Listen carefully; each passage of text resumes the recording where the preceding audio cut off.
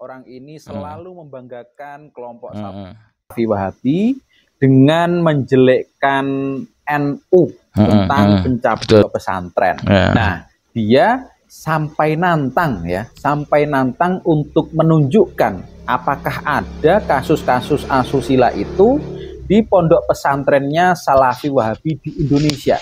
Oke, mari kita tunjukkan.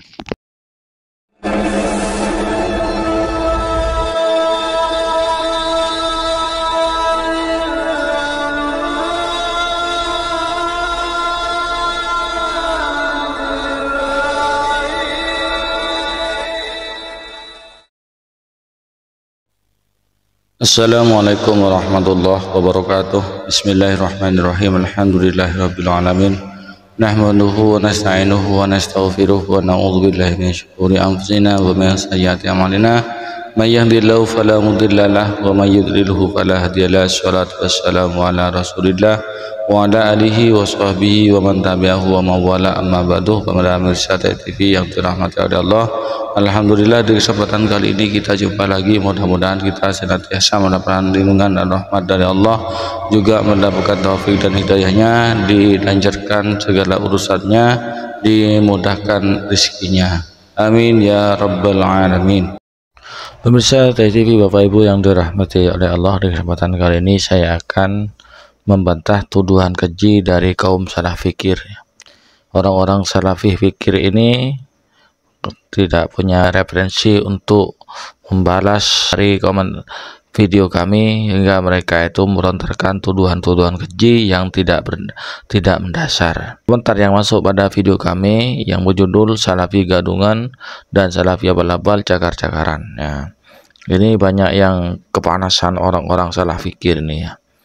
Nah ini, waduh, borok pesantren nganu, ya maksudnya NU, maksudnya yaitu yang kena kasus cabul dibuka semua sama di Tantos Golden. Ternyata ini ya, ini di video yang ini. Oh, terus kemudian ke atas nih, ini tetap ya, ini Kompas ini ya, komennya komen Kompas, ini komen Kompas soalnya. Jadi tidak punya bahan sudah untuk mengomentari video kami, tidak punya bahan. Ini terbukti kalau mereka itu tidak berilmu ya. Mereka itu hanya orang-orang buloon yang dirasuki oleh Nabi ini. Lagi-lagi Kiai Aswaja NU Jawa ngentu santrinya 20 orang. Mereka kira mayoritas orang-orang NU seperti itu ya. Khususnya di pesantren, kiainya tukang ngentu santri seperti itu. Mereka berasumsi kelompok mereka itu suci, tidak pernah melakukan perbuatan keji. Apakah betul demikian? Nah,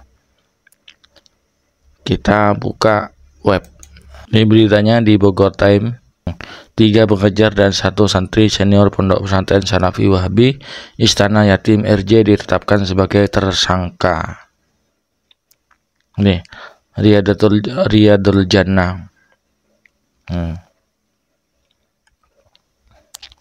Enggan berlama-lama, personel polisi menetapkan sebanyak 3 ustadz yang seorang santri laki-laki tersangka kasus dugaan pencabulan terhadap belasan santriwati di pondok pesantren aliran Salafi Wahabi yang bernama Istana Yatim Raudhatul Jannah RJ Beji Depok.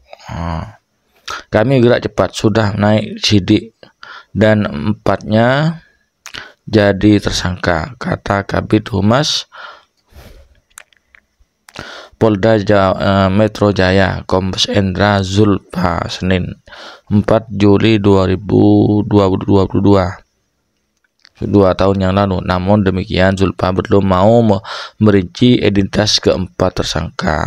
Nanti akan disampaikan lebih detailnya. Yang jelas penyidik masih terus bekerja di lapangan, tunturnya. Sejauh ini polisi telah memeriksa 3 dari 11 santri yang diduga menjadi korban pencabulan ustadz seniornya sendiri.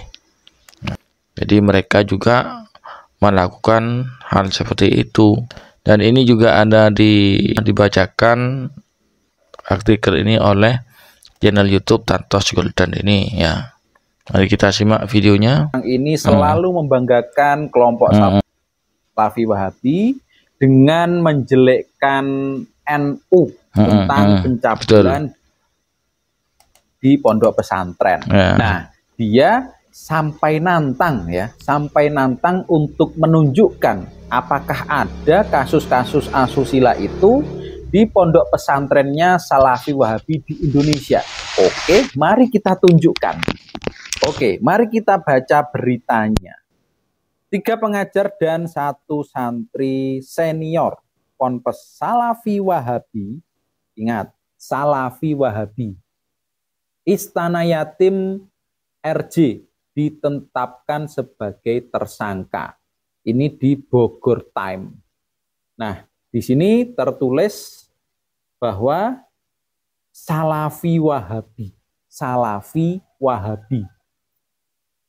Lanjut. Ini tertanggal Senin 4 Juli 2022. Belum lama. Si Heri Pras sudah ngonten ini. Nah, kita baca.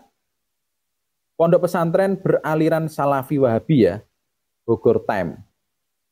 Enggan berlama-lama, personel polisi menetapkan sebanyak 3 ustadz dan seorang santri laki-laki tersangka kasus dugaan pencabulan terhadap belasan santriwati di pondok pesantren aliran Salafi Wahabi. Sama yang seperti saya baca tadi itu kan ya. Panjang. Dan ini saya tahu sendiri ya korban bukan hanya di Indonesia, bahkan TKW yang kerja di Arab Saudi itu banyak kasus yang pencabulan atau pemerkosaan yang dilakukan oleh majikan TKW ini. Kita tahu mayoritas orang-orang Saudi itu adalah beraliran Salafi Wahabi.